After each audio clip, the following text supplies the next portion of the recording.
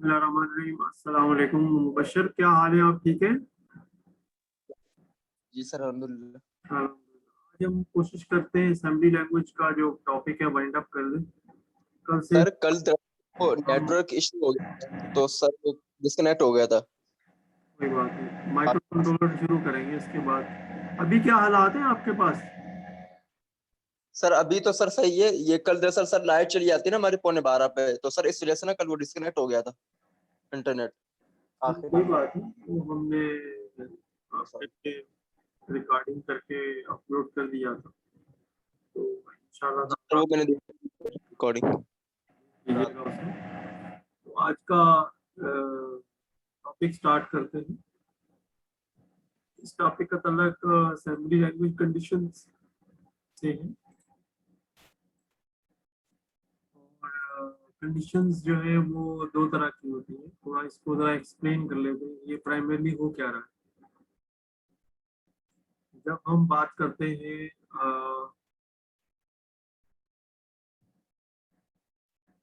Programme flow की, देखिए micro processor जो है इसके जो टास्क हैं और कंप्यूटर सिस्टम इसमें शामिल है। अगर हम बात करें डेटा का ट्रांसफर, इसमें जो इंस्ट्रक्शन यूज होती है वो आपने देख लिया कि वो मूव इंस्ट्रक्शन यूज होती है आमतौर पर। मूव इंस्ट्रक्शन जो है इससे हम डेटा का ट्रांसफर जो है वो करते हैं कंप्यूटर के अंदर जो रजिस्टर्स हैं और जो मेमोरी है उसके साथ।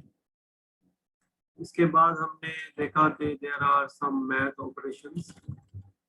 अच्छा, कि मैथ ऑपरेशंस जो है they are two type operations. One is called arithmetic and others are called logical.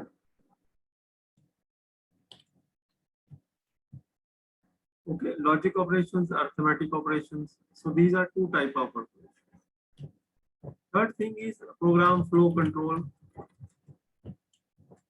Programme flow control का मतलब है कि हम इसमें लूप्स की बात करेंगे और जंप्स की बात करेंगे।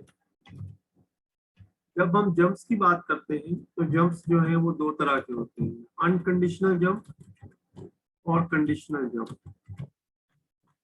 थोड़ा इसको आसान अल्फाज में बात कर लेते हैं। अगर सी लैंग्वेज के साथ इसको कंपेयर करें तो लूप्स से मुराद है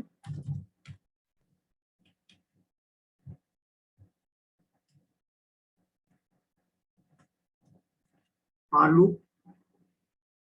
जैसे फॉर एग्जांपल एक लाइन को मल्टीपल टाइम एग्जीक्यूट करना,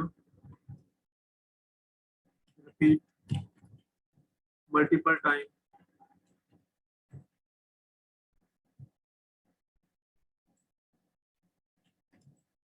repeat code block multiple times. इसके बाद जो अनकंडीशनल जंप्स हैं ये भी प्राइमरली जो है ये गो टू स्टेटमेंट है प्राइमरली। जब अनकंडीशनल जंप की बात करेंगे इससे मुराद है go to statement, go to memory position या गो टू ए लेबल। और इसी तरीके से जब कंडीशनल जंप्स की बात करेंगे तो इससे मुराद जो है वो इफ, और इसी तरीके से वाइल। ये कंडीशंस जो है ये प्राइमरली जो है ये कंपेरेबल है। तो अब हम जो अपना शिफ्ट है वो करें प्रोग्राम फ्लो कंट्रोल की तरफ।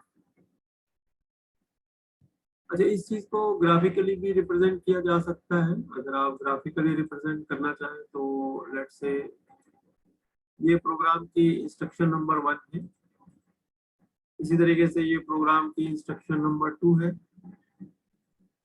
और इसी तरीके से ये प्रोग्राम का एक कोड ब्लॉक है। अगर हम कहें कि ये एक कोड ब्लॉक है प्रोग्राम का और हम चाह रहे हैं कि ये प्रोग्राम जो है ये 10 टाइम रिपीट हो,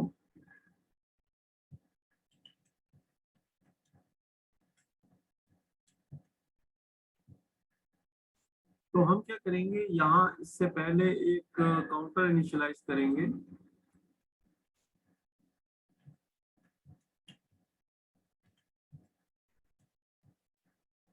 और इस प्रोग्राम के बाद इस काउंटर को हम इंक्रीमेंट करेंगे, इंक्रीमेंट दैट काउंटर।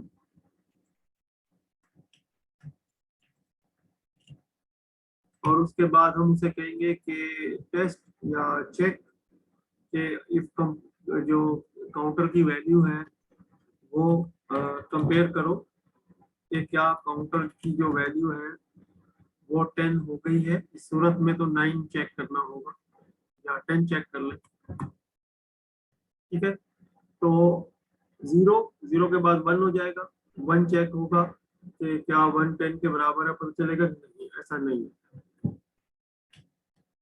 ठीक है। तो जब इसमें स्टेटमेंट के जब नॉट इक्वल, ठीक है, जब नॉट इक्वल इसके आगे लिख देता हूँ। और यहाँ पे एक लिखेंगे लेट्स से लूप 1, ठीक है, लूप 1। इसको मैं पूरे को समझाता हूँ और यहाँ पे हम लिखेंगे, यहाँ पे काउंटर से पहले लूप 1। अब इसको थोड़ा सा हम समझते हैं इस प्रोग्राम को, और इस चीज को समझते हैं। ये कोड ब्लॉक है, इसमें कुछ भी लिखा हुआ हो सकता है। ये कोड ब्लॉक है हमारे पास।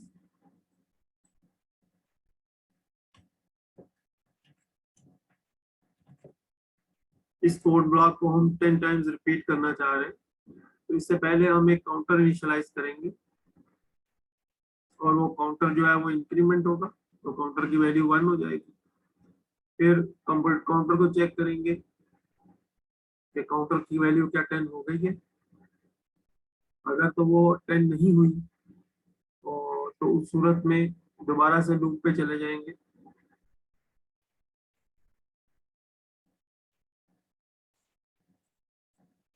ठीक है, अगर काउंटर की वैल्यू जो है वो लेस देन 10,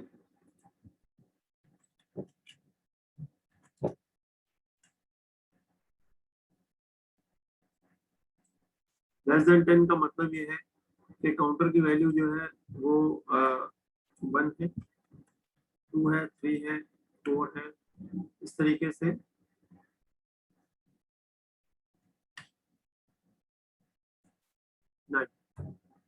इस 9 ये इस तरीके से ये एग्जीक्यूट होगा कोड। और ये जो लूप है, ये जो कोड ब्लॉक है ये एग्जीक्यूट होगा काउंटर की इन वैल्यूज के लिए।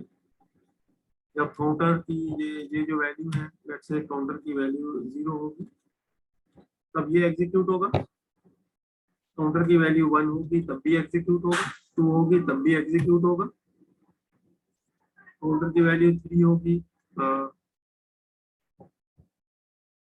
तब भी ये एग्जीक्यूट होगा, 4 होगी तब भी एग्जीक्यूट होगा, 5 होगी तब भी एग्जीक्यूट होगा, 6 होगी तब भी एग्जीक्यूट होगा, 7 होगी तब भी एग्जीक्यूट होगा, इसी तरीके से 8 होगा तब भी एग्जीक्यूट होगा, और जब 9 होगा तब भी ये वैल्यू एग्जीक्यूट होगी।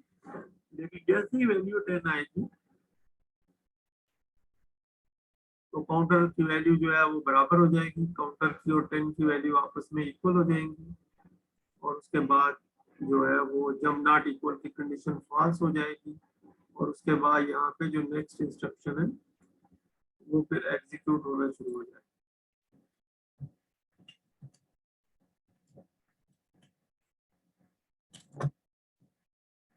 तो इस तरीके से हम इस चीज को रिप्रेजेंट कर सकते हैं by using a simple diagram.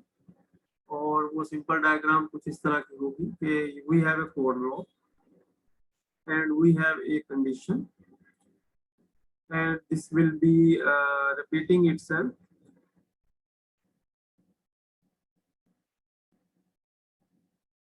based on that condition।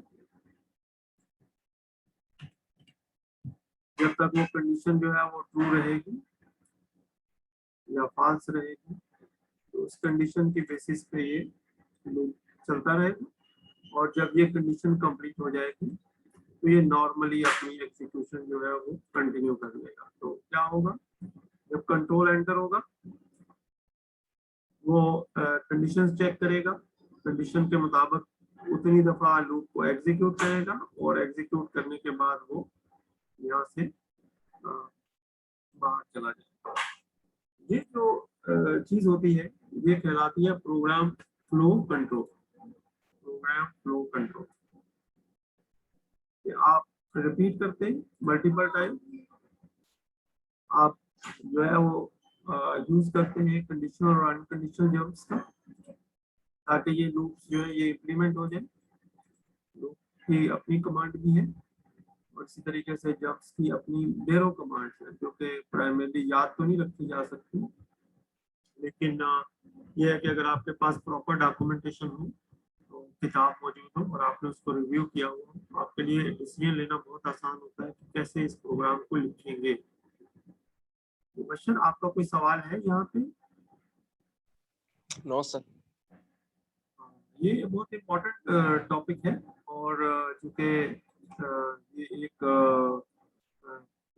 जो 3 बेसिक टास्क हैं उनमें जो तीसरी टास्क है उसको कवर कर रहा है, तो इसको अंडरस्टैंड करना बहुत ज़रूरी है और इसके लिए जो इससे पहले जो दोनों पार्ट हैं उनका नॉलेज का होना भी ज़रूरी है।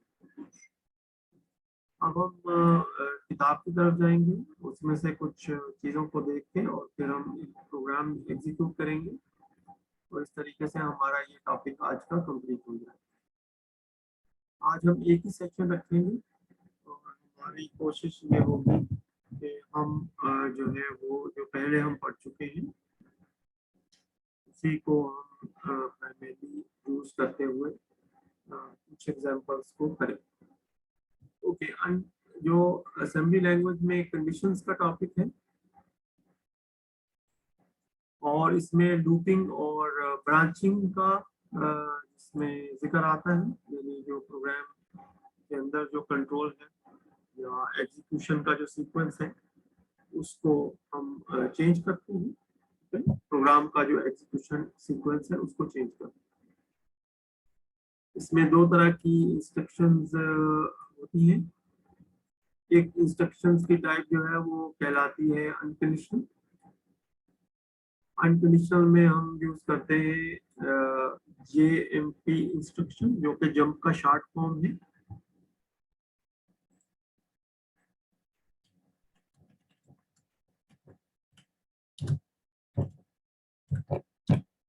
ठीक है, इसके जो स्पेलिंग हो JMP है और इस तरीके से इस जंप कंडीशन की मदद से जंप कहीं पे भी दिया जा सकता है प्रोग्राम के अंदर। इसके बाद जो है वो कंडीशनल जंप्स है। कंडीशनल जंप्स का जो सिंटैक्स है वो जंप के बाद आगे कंडीशन का जिक्र होता है। जैसे इससे पहले हमने एक यूज किया है jump not equal, jump not equal, JNE, jump not equal.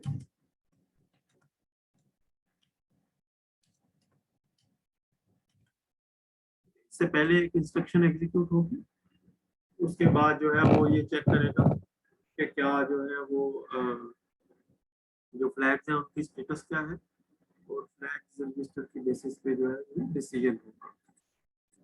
क्योंकि ये बुक आपके पास मौजूद है और इसका सिंटैक्स भी बहुत आसान लिखा हुआ है, लिहाजा इसमें बहुत आसानी से हम आगे जा सकते हैं। ठीक है, इसके बाद कंपेयर इंस्ट्रक्शन है। मोस्टली प्रोग्राम में कंपेयर इंस्ट्रक्शन ही यूज होती है, इसलिए कंपेयर इंस्ट्रक्शन को सीखना जरूरी है। कंपेयर इंस्ट्रक्शन का सिंटैक्स देखिए, कंपेयर डेस्टिनेशन एंड सोर्स। अगर आप गौर से देखें तो ये इंस्ट्रक्शन जिस तरीके से मूव इंस्ट्रक्शन थी, मूव डेस्टिनेशन और सोर्स, ये बिल्कुल उसी फॉर्मेट को फॉलो कर रही है, कंपेयर डेस्टिनेशन एंड सोर्स। इसका इस्तेमाल देखिए, एग्जांपल में देखिए, ये वैसे तो हम पहले करके आए हैं लेकिन अभी दोबारा देख रहे हैं। कंपेयर DX00, जो रजिस्टर DX है उसके कंटेंट्स को 00 से कंपेयर किया जाएगा और अगर ये बराबर हो, अगर बराबर हो यानी DX में भी 0 ही हो, तो उस सूरत में एक लेबल या मेमोरी लोकेशन है उस पर जंप कर लिया जाएगा। इसको मैं लिख देता हूँ, compare the dx value with 0 लिखा हुआ है, dx वैल्यू को 0 के साथ कंपेयर किया गया है। इसके बाद ये जो L7 है ये मेमोरी है, लेबल लेबल कहते हैं मेमोरी को, मेमोरी लोकेशन को, और L7 उस मेमोरी लोकेशन का नाम है, लेबल है L7। जैसे हम जूम सेशन पे लॉगिन करते हैं तो हम डिस्प्ले नेम देते हैं, वो डिस्प्ले नेम जो है उसको हम चेंज कर सकते हैं। इसी तरीके से ये लेबल है, लेबल L7 लिखा हुआ है, इसकी जगह हम लूप 1 भी लिख सकते हैं जैसे हमने इससे पहले प्रोग्राम में लिखा था। जी मुबशर, ये एग्जांपल समझ में आई है? जी सर, समझ आ गई सर। ओके, इसको इंक्रीमेंट इंस्ट्रक्शन के साथ भी किया जा सकता है, जैसे अभी हमने थोड़ी देर पहले एक एग्जांपल की थी, उसमें इंक्रीमेंट इंस्ट्रक्शन की मदद से किया था, और इसमें जंप लेस देन इक्वल की कमांड यूज की गई है, जबकि हमने जंप नॉट इक्वल की कमांड यूज की थी। इसी तरीके से इसकी कुछ और एग्जांपल भी हो सकती हैं। अनकंडीशनल जंप जो है उसमें अगर आप देखें तो jump to a memory, jump to a memory. Unconditional jump जो है वो गो टू स्टेटमेंट को इम्प्लीमेंट करता है। गो टू, अगर आपने सी लैंग्वेज में गो टू स्टेटमेंट पढ़ी हो, गो टू लेबल। इनिशियली जब प्रोग्रामिंग लैंग्वेजेस पे काम स्टार्ट हुआ था तो there is only one instruction available, that is called go to. तो उसके बाद जो है ये जो इफ और फॉर, इसके जो कंस्ट्रक्ट जो है वो गो टू स्टेटमेंट से बनाए गए, और ये जंप कंडीशंस जो है ये फिर बाद में आई। Go to statement was very fast, लेकिन ये जंप स्टेटमेंट जो है चूंकि ये इवैल्यूएट करते हैं, और क्या नाम है, इनके अंदर मल्टीपल जो कोड है वो बड़ा भी हो सकता है, तो इसकी ये सिंपल सी फॉर्म है, सिंपल सी फॉर्म, ठीक है, jump label. Okay, the code snippet illustrate the jump instruction. देखें कोड में हमने एक चीज पढ़ी थी, प्रोग्राम कोड, इसका मतलब है कि complete code, code block, code block means a part of a code which has a complete make some sense. Then we have code snippet. इसको यूं समझे कि कोड प्रोग्राम जो है ये पूरा एक ऐसे ही, जो आप एक मजमून लिखते हैं, ये उसका एक सेक्शन है या सेंटेंस है या पैराग्राफ कह लें आप इसको।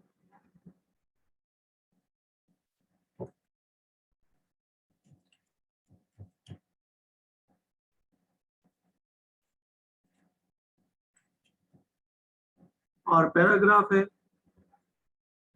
और कोड स्निपेट जो है वो इसका एक, ये समझिए कि एक फ्रेज है, या ये समझिए कि इनकम्प्लीट सेंटेंस है, या थोड़ा सा इसको मजीद अपनी टर्मिनोलॉजी को, थोड़ा सा एनोलॉजी को चेंज कर ले, तो ऊपर अगर हमने पैराग्राफ लिखा है उसको, तो नीचे जो है वो हम इसको सेंटेंस लिख लेते हैं, क्योंकि सेंटेंस जो है वो obviously it make up of different words to make some sort of complete meanings। तो ये चीजें जो है ये इस तरीके से यूज होती है। प्रोग्राम कोड है, ऐसे है, कंप्लीट है, ये कोड ब्लॉक है, पैराग्राफ कहलाते हैं, कोड स्निपेट है, सेंटेंस। अच्छा, एग्जीक्यूटेबल में हम प्रोग्राम कोड लिखते हैं, जहाँ हम ऐसी कंपाइल जो लैंग्वेजेस होती हैं जिनमें एक्सी फाइल जनरेट होती है, उनमें हम जो है वो प्राइमरी प्रोग्राम कोड की बात करते हैं।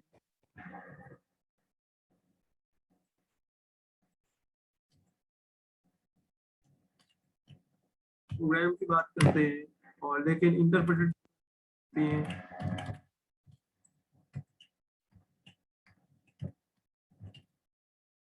जो कि एग्जीक्यूटेबल जनरेट नहीं करती, उनमें हम उसको स्क्रिप्ट कहते हैं। स्क्रिप्ट की एक एग्जांपल जो है वो, जैसे मैटलैब में आप कोड लिखते हैं, मैटलैब का जो कोड होता है वो एक स्क्रिप्ट की एक एग्जांपल है। और इसी तरीके से जो असेंबली लैंग्वेज का कोड है वो एक प्रोग्राम की वो एक प्रोग्राम की एग्जांपल है। तो ये चीजें जो है ये जो इंट्रोडक्शन टू कंप्यूटिंग के जो कोर्सेज होते हैं उनमें ये चीजें जो है ये थोड़ी अच्छे अंदाज में बताई जाती हैं और विद फुल एग्जांपल्स बताई जाती हैं। लेकिन यहाँ पे जो है चूंकि असेंबली लैंग्वेज को समझने के लिए एक किसी ना किसी एक लैंग्वेज को पहले समझना जरूरी होता है, लिहाजा ये चीजें जो है ये आ जाती है। जैसे यहाँ पे कोर्स स्निपेट का लफ्ज आ गया है, टेक्नोलॉजी चेंज भी हो रही है, इसमें जिद्दत भी आ रही है, मॉडर्नाइजेशन भी हो रही है और कुछ चीजें ऑब्सोलीट हो रही हैं, कुछ चीजें ओवरलैप और इंटीग्रेट हो रही हैं, ये चीजें चल रही हैं।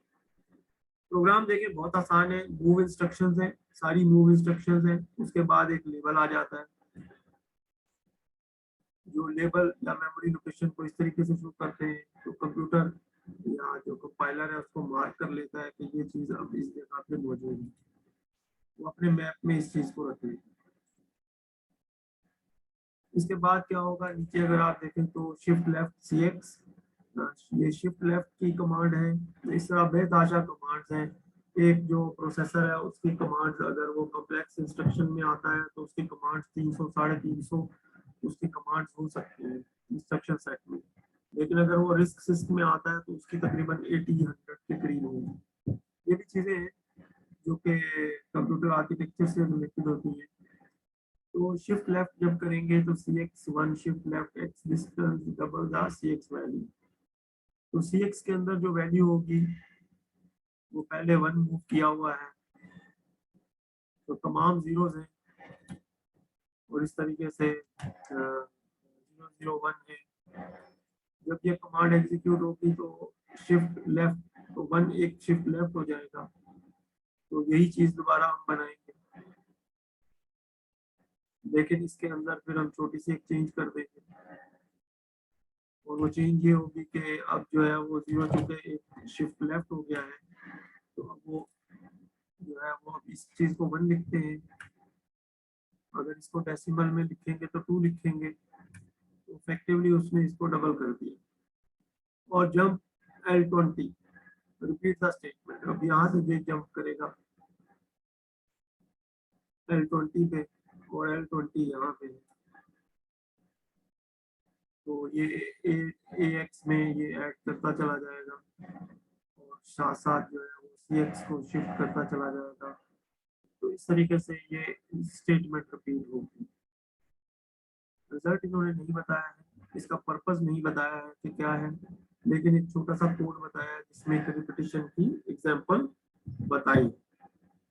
ये कोड आपके पास मौजूद है, आप इसका ग्राफ बना कर भी देख सकते हैं, आप इसका फ्लो चार्ट बना कर भी देख सकते हैं इजी अंडरस्टैंडिंग के लिए।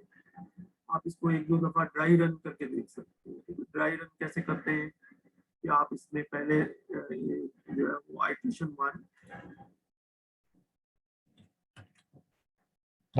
0 से स्टार्ट करें, इसमें जो भी वैल्यूज आ रही हैं AX में, BX में और इसी तरीके से CX में उनको लिखें। तो मैं AX और BX और CX की वैल्यूज लिख देता हूँ। ड्राई रन बहुत इंपॉर्टेंट होता है बात जगह पे। देखिए जब पहली दफा ये प्रोग्राम एंटर होगा इस लूप के अंदर तो इसकी आइटरेशन 0 होगी, इस आइटरेशन में AX की वैल्यू जो है वो 1 होगी। तो ये ऐड कर रहा है, AX की वैल्यू चूंकि पहले 0 थी तो अब इसमें एक वैल्यू जब 01 ऐड करेंगे तो ये इंक्रीमेंट हो जाएगा। फिर AX की वैल्यू को BX में ऐड करेगा तो BX की वैल्यू भी 1 हो जाएगी, तो हमने यहाँ BX के नीचे भी 1 लिख दिया। इसके बाद CX में चले गए तो सिर्फ CX में इस वक्त 1 है, जब ऊपर आप देखें इनिशियलाइज जहाँ हुआ था तो इसका मतलब है CX में अब 2 आ जाएगा। ये मैंने इसको डेसिमल में लिखा है। इसके बाद आप आइटरेशन 1 पे आ जाए। आइटरेशन 1 में AX की वैल्यू देखें क्या है। अब ऊपर से जब आप नीचे आएंगे तो AX में पहले क्या मौजूद है 1, जब उसमें एक और AX डालेंगे तो 2 आ जाएगा यहाँ पे। फिर इस 2 को जब आप ऐड करेंगे BX में तो BX में पहले 1 मौजूद था पहली आइटरेशन में, तो BX 3 हो जाएगा क्योंकि 2 + 1 3 हो जाएगा। इसके बाद दोबारा से आप CX में जाएंगे, तो जब 2 को आप शिफ्ट करेंगे एक लेफ्ट, तो ये शिफ्ट होने के बाद 4 हो जाएगा, क्योंकि जो शिफ्ट लेफ्ट है वो उसको डबल करता चला जाएगा। तो ये तो इस तरीके से आपकी आइट्रेशन 1 हो जाएगी। इसके बाद आइट्रेशन 2, देखिए मैं आपको ड्राई रन सिखा रहा हूँ, ठीक है। ड्राई रन ये होता है, इसमें आप कोड को पेपर के ऊपर एग्जीक्यूट करके देखते हैं और कंप्यूटर का इस्तेमाल नहीं कर रहे होते। अब आप जब दोबारा आएंगे तो यहाँ 3 हो जाएगा, क्योंकि एक ऐड होगा। अब ये 3 BX में ऐड होगा तो 3 + 3 6 हो जाएगा ये। और इसी तरीके से 4 जो है वो एक शिफ्ट होने के बाद 8 हो जाएगा। इस तरीके से आप जो है वो अपनी थर्ड आइट्रेशन लिख सकते हैं, और ये जो है ये चलता चला जाएगा। तो आप इफेक्टिवली देखिए कि AX में 1 2 3 ये इंक्रीमेंट होता जा रहा है, और जो भी वैल्यू आती जा रही है वो BX की जो पुरानी वैल्यू है उसके साथ उसमें ऐड होती चली जा रही है, और CX जो है वो 2 4 8 और उसके बाद 16 हो जाएगा। तो इस तरीके से ये जो है वो चीजें जो चलती चली जाएगी। एक बहुत अच्छी चीज और भी होती है, वो कहलाती है, आप एक फ्लो चार्ट बनाते हैं और फ्लो चार्ट की मदद से इस चीज को करते हैं। तो पहले फ्लो चार्ट में आप सबसे पहले लिखते हैं स्टार्ट,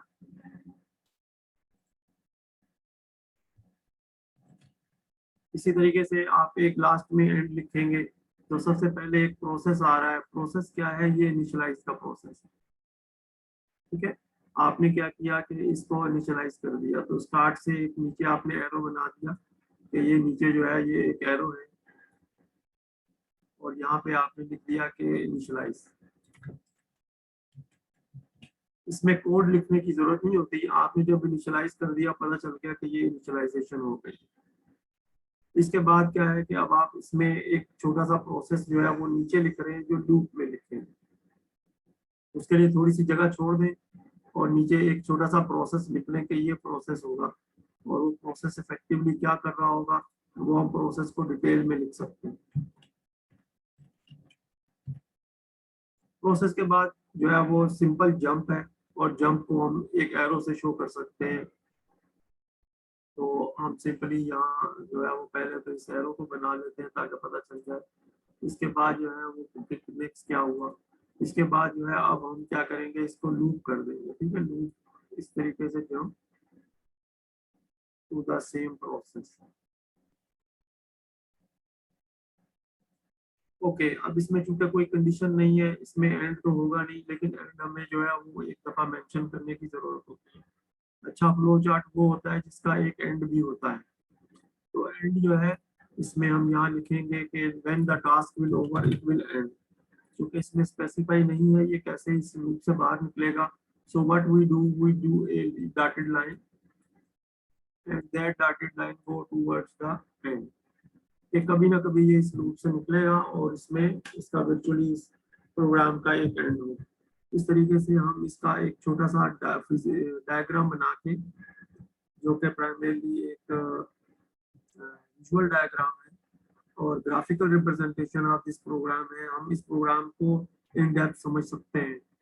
ये चीज़ भी बहुत इंपॉर्टेंट है और एक अच्छी चीज़ है, एलिमेंट्री क्लासेस में ये सारी चीज़ें होती हैं। जब आप इस लेवल पे आते हैं तो ये चीज़ अंडरस्टूड होती है कि ये चीज़ें आपको आ रही हैं। ओके, चूंकि जंप्स का टॉपिक बहुत इंपॉर्टेंट है, हम चाहेंगे कि इसको कंप्लीट कर लें, क्योंकि नेक्स्ट हम कल से इंशाल्लाह ताला जो है वो शुरू करेंगे, माइक्रोकंट्रोलर का पार्ट शुरू करेंगे इंशाल्लाह ताला। ओके, कंडीशनल जंप जो है वो फ्लैग्स के ऊपर डिपेंड कर रहे होते हैं, और फ्लैग्स जो है वो हम पढ़ के आए हैं पहले कि फ्लैग रजिस्टर होता है, उसके अंदर डिफरेंट बिट्स होती हैं। सर जी बेटा, आपका कोई सवाल है? सर जस्ट ये पूछना था कि सर वो फ्लो चार्ट में जो सर सिंबल्स होती है, एक स्टार्ट की होती है और एक सर जो 4 कोनों वाली होती है, सर उनका नेम सर बता देंगे आप? हाँ, वो जो डायमंड बॉक्स होता है ना वो कंडीशन के लिए होता है। अभी जो हम प्रोग्राम पढ़ के आए ना उसमें कंडीशन नहीं थी। सही सर। हाँ, कंडीशन यहाँ से आएगी, कंडीशनल जंप यहाँ से स्टार्ट होगी। तो फ्लैग सही सर। रजिस्टर कंट्रोल पर बिट्स, इसमें जो डिफरेंट बिट्स है अगर आपको याद आ रही हो तो कैरी होता है, एक जीरो होता है, ओवरफ्लो होता है, साइन बिट होती है, पैरिटी होती है, और इस तरीके से कुछ और डायरेक्शन बिट होती हैं। जी याद रखना इतना आसान नहीं है जब तक आप इसको बार बार नहीं पढ़ेंगे, ठीक है ना। लेकिन क्या कहते हैं, अ, कुछ याद रख सकता है, वैसे कैरी, जीरो, ओवरफ्लो, ये दो तीन बंदा याद रख सकता है। इस तरीके से ये बिट्स जो है ये रिप्रेजेंट, ये बिट्स जो है ना इनकी वैल्यू चेंज होती है डिपेंडिंग अपॉन द इंस्ट्रक्शंस। और इसमें ये मुख्तलिफ इंस्ट्रक्शन जो है वो यूज की जा सकती है। जो कॉमनली यूज होती है उनको देख लेते हैं। Jump if equal, jump if zero, अगर दो वैल्यूज कंपेयर की हैं और वो इक्वल है उस सूरत में, या अगर वो दो वैल्यूज सब्ट्रैक्ट किया है, और सब्ट्रैक्ट ऑपरेशन में आपको पता है कि दो वैल्यूज इक्वल हो तो आंसर जीरो आता है। तो इस तरीके से jump equal, jump zero, jump not equal, jump not zero, ये उसका रिवर्स है। तो ये दो कमांड जो है ना ये मोस्टली यूज होती है। इसके अलावा और भी कमांड्स हैं जिनके आगे डिस्क्रिप्शंस लिखी हुई हैं और बताया गया है कि उनमें कौन कौन से जो फ्लैग्स हैं वो टेस्ट किए जाते हैं और उनकी वैल्यूज के मुताबिक जो है वो आगे एक्शन लिया जाता है। ठीक है, खासतौर पे देखिए जिसमें जंप इफ लेस देन और इक्वल टू, ठीक है, जंप नॉट ग्रेटर देन, या दूसरे लफ्जों में लेस देन। तो इसमें जो ग्रेटर देन, लेस देन और साथ साथ आप जानते हैं कि ग्रेटर देन और इक्वल और लेस देन और इक्वल, ये सारी चीजें जो है ये इनकॉर्पोरेटेड है। इक्वल, एक कोई दो वैल्यूज आपस में इक्वल है या दो वैल्यू आपस में इक्वल नहीं है, ठीक है। तो ये बेसिक जो कंडीशंस होती हैं वो यही होती है, क्योंकि ये सब बाइनरी पे चल रहा है, नंबर सिस्टम्स है, और इंटरनली जो कंप्यूटर है उसकी लैंग्वेज बाइनरी है, मशीन लैंग्वेज है। तो इनका इस्तेमाल देख लेते हैं। इस तरह बेताशा इंस्ट्रक्शंस हैं, इनका एक छोटी सी एग्जांपल देख लेते हैं। आप एग्जांपल देखिए, कंपेयर ए एल और बी एल, ए एल और बी एल को कंपेयर करो और कंपेयर करने के बाद फ्लैग रजिस्टर को देखो, और अगर ये दोनों बराबर हैं तो एक मेमोरी लोकेशन है इक्वल के नाम से, इक्वल पे जंप कर जाओ। जंप इफ इक्वल, जे ई का मतलब है जंप कर जाओ अगर इक्वल हो, ठीक है, J U M P, jump if equal.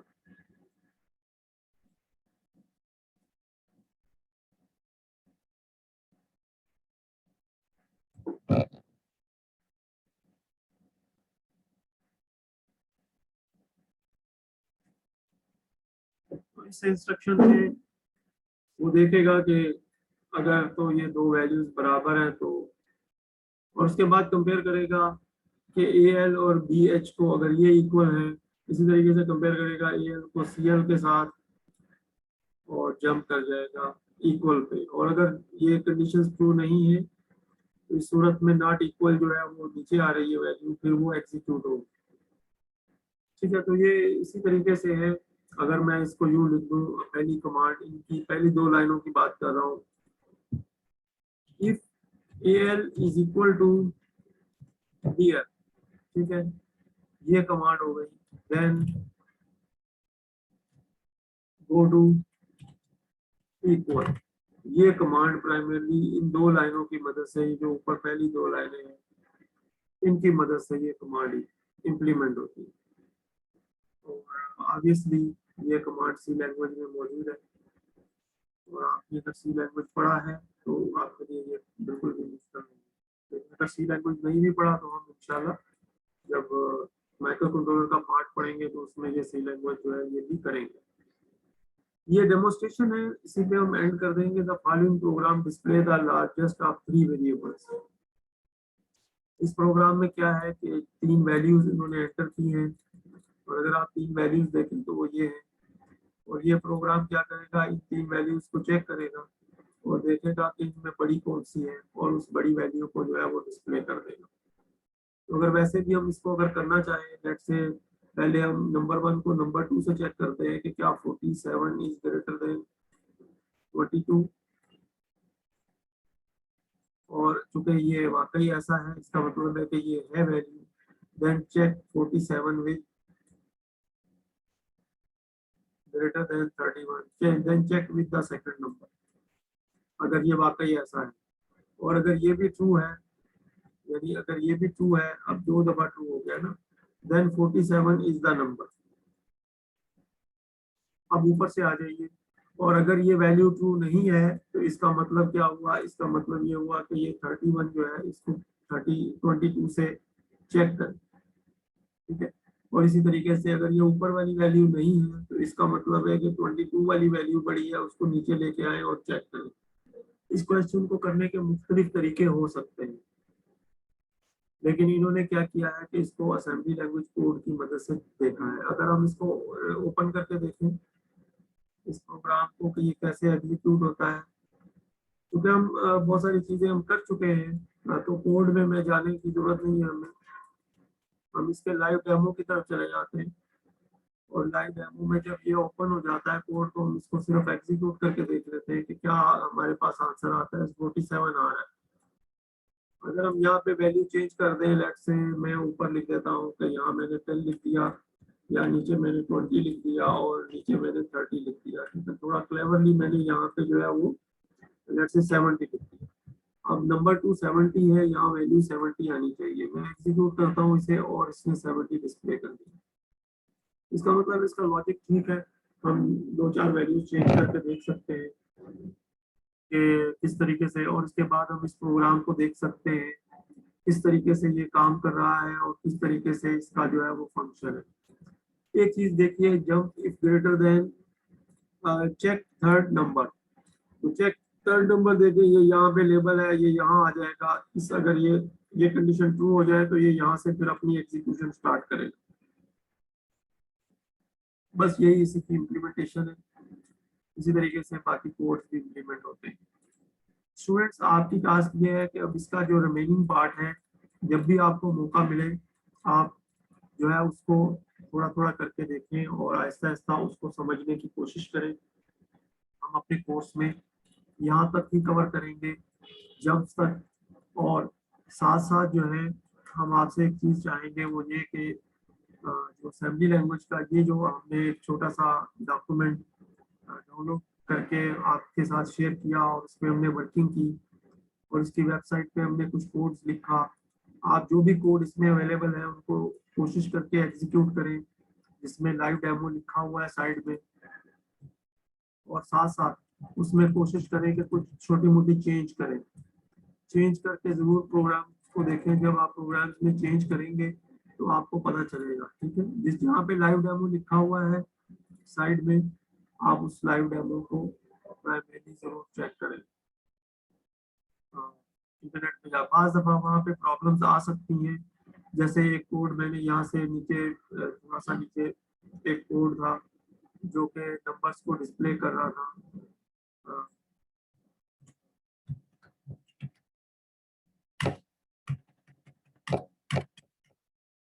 Numbers को डिस्प्ले कर रहा था। इस कोड को मैंने थोड़ा सा चेक किया तो पता चला कोड तो ठीक है, लेकिन चूंकि वो प्राइमरली कोड कहाँ है, एक मिनट मैं उस कोड पे आपको ले जाना चाह रहा हूँ जो कि करेक्ट एसकी करेक्टर कोड को डिस्प्ले करेगा।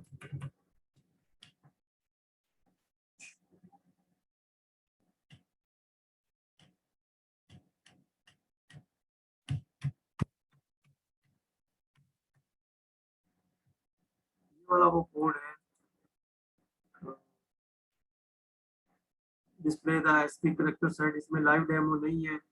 मैंने इस कोड को यहाँ से कॉपी किया है इस डॉक्यूमेंट के अंदर से, और यहाँ तक मैंने इसको कॉपी करने के बाद यहाँ से मैं इसको उस वेबसाइट पे चला गया, उसमें पेस्ट करके एग्जीक्यूट किया, तो इसने मुझे कुछ एरर दिया है। अब मैं इसको पहले प्रोग्राम कोड को फिक्स करूंगा कि ये एरर किस वजह से आया है। ये एरर इस वजह से आया है कि यहाँ जो नेक्स्ट लिखा हुआ है ये प्राइमरीली इसमें ऊपर चला गया था। अब मैं दोबारा से इसको एग्जीक्यूट करता हूँ तो ये कुछ आउटपुट हमें नहीं दे रहा। अब मैं ये 256 वैल्यू एक लाइन पे नहीं आ सकती, तो इसकी जगह पे मैं 50 करेक्टर लिख देता हूँ, और अब मैं जब इसको एग्जीक्यूट करूंगा तो मेरे सामने इसकी जो डिस्प्ले लाइन जो है वो जो जो 50 करेक्टर्स है वो डिस्प्ले हो जाएंगे। तो इस तरीके से जो कोड मौजूद है वो चल रहा है, लेकिन थोड़ा बहुत आपको कोड को देख के अगर कोई एरर आ जाता है तो उसे फिक्स करना पड़ेगा। Okay students, so this ends our assembly language part in this course. और ये क्विक गाइड की मदद से हमने इंट्रोडक्शन की हद तक ही किया है। It is not the course aim was not to make you a assembly language coder or programmer, to just give you an introduction to a computer programming language which is a low level programming language and can उसका code जो है वो machine language में directly convert किया जा सकता है based on skills that you have. After going through all the videos, you will be able to primarily write simple programs and even you can debug। यानी थोड़ा सा अगर मेहनत से some basic to intermediate level programs जो है उनको आप अंडरस्टैंड कर सकते हैं और उनके फंक्शंस को समझ सकते हैं, उनमें माइनर मॉडिफिकेशंस कर सकते हैं। जी बेटा, आप लोगों का कोई सवाल है? मुबश्शिर, आपका कोई सवाल है बेटा? सर इसमें सर, इसमें तो लेक्चर में तो सर कोई क्वेश्चन नहीं है, उसमें सर असाइनमेंट में था सर क्वेश्चन, अगर आप बता दें तो। बिल्कुल, असाइनमेंट की बात करते हैं, पहले आज शिकील से बात कर लें। जी बेटा, आप बताइए, आप ठीक है, आप खैरियत से हैं?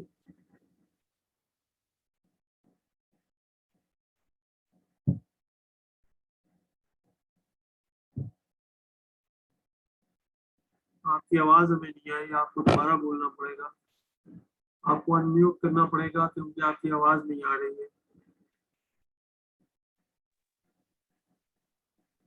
सर मैं ये आज शिकील की बात कर रहा था मैं, मेरे ख्याल में शायद याद आप बोले। जी सर। कोई सवाल पूछना है? हेलो सर, आवाज आ रही है? जी आवाज आ रही है, आपकी बिल्कुल क्लियर आ रही है। जी सर। अगर कोई सवाल नहीं पूछना तो फिर हम मुबश्शिर से पूछते हैं, उनका कोई सवाल है? सर वो एक सवाल पूछना था, वो मेरा तो इंटरनेट डाउन हो गया था। ये जो आपने अभी चेंजेस की थी 256 को 50 किया था, हाँ पूछे। ये जो आपने 256 को 50 किया था, इसको करने की वजह क्या थी? एक लाइन पे उसका वो आ नहीं रहा था ना आंसर, वो एक लाइन अच्छा पे उसका आंसर नहीं आ रहा था, तो उसमें करेक्टर्स कम कर दिए थे थोड़ा सा। मतलब हम 256 की जगह अगर हम 40 10 20 कुछ भी ले लेते वो रन हो हाँ जाता। बिल्कुल बिल्कुल, ठीक है। तो वैसे भी हो रहा था लेकिन उसकी आउटपुट नहीं डिस्प्ले हो रही थी। जी वो शायद वो इन्फिनाइट हो रहा था, इस वजह से ब्लैंक हो गया था। वो उसके जो बफर का जो साइज था ना उससे एक्सीड हो गया था। ठीक है ठीक है। जी मुबश्शिर, आप पूछे, अब आप, आपका सवाल क्या है? सर असाइनमेंट में था सर क्वेश्चन। जी बिल्कुल, आप असाइनमेंट में पूछे, क्या सवाल है आपका? सर असाइनमेंट 2 में सर क्वेश्चन है। असाइनमेंट 2 देख लेते हैं ना बेटा, असाइनमेंट 2। जी असाइनमेंट 2 आपके सामने है, अब आप इसमें से पूछें, आपका क्या सवाल है? सर इसमें सर ये क्वेश्चन जो 2 है और सर 3 है, ये थोड़ा सा सर अगर आप बता दें। इसमें समरी लैंग्वेज स्टेटमेंट में सर मतलब सेंटेंस देंगे सर, हम सिर्फ एग्जांपल भी देंगे इसके साथ, मतलब किस तरीके से थोड़ा। इसमें इसमें जवाब इस डॉक्यूमेंट में मौजूद है, आप इस डॉक्यूमेंट को देखिएगा, ये जिससे हम पढ़ रहे हैं ना, इसमें सिंटैक्स पे ढूंढिए, सिंटैक्स कहाँ लिखा हुआ है। ये देखें ना, बेसिक सिंटैक्स आ गया ना, इस बेसिक सिंटैक्स को आप पढ़ के इसका आंसर दे दें। सही। ठीक है, लैंग्वेज स्टेटमेंट सिंटैक्स है ये, प्रोग्राम सिंटैक्स नहीं है। प्रोग्राम का सिंटैक्स जो है वो फिर बड़ा होगा, ये सिर्फ एक स्टेटमेंट का सिंटैक्स है। ठीक है, सही सर। यानी अगर आप इसमें जाएंगे किताब में तो आपको जो है इसमें ये वाला जो पार्ट है ना, syntax of assembly language statements, ये पढ़ के इसका आंसर लिखना होगा। सही सर। और कोई सवाल पूछे? सर बस यही था, बीच में दूसरा और सर तीसरा क्वेश्चन था ना इसका असाइनमेंट। तीसरे में जो है वो क्या कहते हैं, आपको जो रजिस्टर के बारे में हमने बताया था ना कि रजिस्टर का स्ट्रक्चर क्या होता है, जी सर। हाँ वो भी इसी किताब में मौजूद है। उसके लिए आपको इसमें जो है वो रजिस्टर स्ट्रक्चर के बारे में ढूंढना होगा, ठीक है। हाँ ये वाला जो पार्ट है जी असेंबली रजिस्टर्स, इसके अंदर आपको आंसर मिलेगा। और ये डायग्राम जो है ना, ये डायग्राम इसको समझ के और लिखिएगा। सही सर। इसमें देखे ना 8 बिट रजिस्टर है, 16 बिट रजिस्टर है यहाँ से लेके यहाँ तक, और फिर 32 बिट रजिस्टर है, और जो नई आर्किटेक्चर है उनमें 64 बिट लिए। जी सर। समझ में आया? जी सर। चलो बच्चों, और कोई सवाल है तो पूछें, फिर हम आज का जो सेशन है इसको हम वाइंड अप कर देते हैं, कंप्लीट कर लेते हैं। सर वैसे पेपर्स इसमें का कोई कुछ आइडिया है, फिजिकल होंगे या ऑनलाइन? पेपर बेटा अभी तक जो है वो अभी तो ऑनलाइन ही है, लेकिन अगर यूनिवर्सिटी ओपन होती है तो फिर एक कमेटी डिसीजन मेकिंग करेगी, और वो फिर डिसीजन जो है वो आप लोगों को बताया जाएगा। वैसे इस हालत में जो हमें महसूस हो रहा है, ऐसा महसूस होता है कि ऑनलाइन की तरफ जा रहे हैं। जी सर, कोई एक्सपेक्टेड डेट के एग्जाम्स कब होंगे? ये 4th वीक चल रहा है, 2 वीक के बाद आप जी, एग्जाम हो जाएंगे। यानी ऑलमोस्ट मिड ऑफ सितंबर पड़ जाएगा। 2 वीक है, मिड नहीं होगा, 2 मतलब वीक है के आपके फर्स्ट वीक पास। ऑफ सितंबर। फर्स्ट या सेकंड होगा, मोस्ट प्रोबेबली हो सकता है कि 4-5 तारीख से। मैं कुछ कह नहीं सकता, आज शेड्यूल अभी नहीं आया। चलो ठीक ठीक है है, सर। चलो ओके बस वो एक बच्चों, एस्टिमेट हो अल्लाह। जाता है ना कि तैयारी कर लें हम उस हिसाब से। हाँ ओके बेटा, कोई सवाल नहीं है तो फिर हम आज का सेशन कंप्लीट करते हैं, फिर आप लोगों से इंशाल्लाह मुलाकात होगी कल। सर। ओके कल सर। छुट्टी नहीं है, कल आप छुट्टी मत कीजिएगा, ठीक है। ऑनलाइन की हमारी छुट्टी नहीं है। Sir sir. परसों की दे दें? हाँ परसों की छुट्टी है, कल की नहीं होगी, ठीक है। चलें ठीक है, थैंक यू सर। सर ये इसका क्लास के बारे में पूछना है सर, एडीसी की। बताएं, एडीसी का फिर एडीसी में बात करेंगे ना। नहीं सर, दरअसल टाइमिंग का सर थोड़ा सा इशू था सर, मेरी ना लाइट नहीं होती, पहले तो नहीं जाती लाइट, अभी मुहर्रम के टाइम शेड्यूल चेंज हो गया, लोड शेडिंग का ना, तो सर इस तरह से 4:45 से 5:45 जो लाइट नहीं होती, तो सर इसका ही पूछना था आपसे, अगर टाइमिंग हो सके चेंज। अरे आप अपना मोबाइल फोन चार्ज कर लिया करें ना। आप लैपटॉप से करते हैं या मोबाइल फोन से करते हैं? सर मोबाइल से करता हूँ, लेकिन सर जब लाइट चली जाती है तो वो इंटरनेट का थोड़ा इशू हो जाता है, सिग्नल्स वगैरह का ना, तो इस वजह से अगर हो सके सर इसमें जैसे मसला बेहतर ये लगे है आपको। कि स्टूडेंट्स की तादाद ज्यादा है ना, तो वो फिर एक स्टूडेंट के लिए थोड़ा फिजिबल नहीं रहेगा। आप रिकॉर्डिंग से चेक करें, रिकॉर्डिंग से अगर आप कंटिन्यू कर सकते हैं तो, या आपके लिए अलग नहीं सर सेशन कर लें, आप बताएं। नहीं सर, जैसे मतलब आपको बेहतर लगे, मैं रिकॉर्डिंग सब देख रहा हूँ मैं साथ साथ, जैसे आप तो बोले। आपके लिए अगर हम 8 बजे या 10 बजे एक छोटा सा सेशन रखते हैं, सर जैसे मर्जी आपकी, जैसे आप बोले। तो एक काम करेंगे ना, फिर इस चीज पे नेक्स्ट टाइम डिस्कस कर लेंगे, ठीक है। ठीक ठीक सर। ओके बेटा, अल्लाह ओके सर, हाफिज, थैंक अस्सलाम यू। वालेकुम। Okay sir, okay thank sir, you. Allah Hafiz.